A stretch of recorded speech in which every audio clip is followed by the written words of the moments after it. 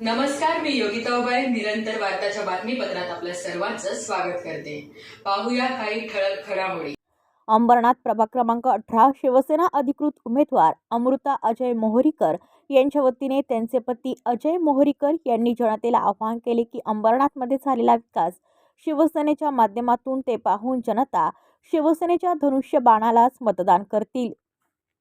आज आपल्या या कल्याण लोकसभेच्या अंबरनाथ निरंतर वार्ता न्यूज मार्गदर्शनाखाली व आपले शहराचे आमदार डॉक्टर बालाजी किनीकर व आमच्या सर्वांचे लाडके शहर प्रमुख अरविंदजी वाडेकर यांच्या माध्यमातून अंबरनाथ शहराचा जो विकास झाला आहे त्या माध्यमातूनच आम्ही लोकांपर्यंत पोहोचतोय की यांनी केलेला जो विकास आहे या विकासाच्या आधारावरती आज आम्ही लोकांकडे मतं मागतोय.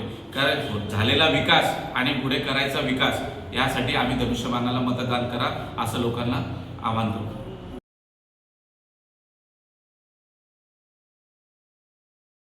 याबरोबरच हे बातमीपत्र संपलं. पुन्हा भेटूया उद्याच्या बातमीपत्रात. तोपर्यंत नमस्कार.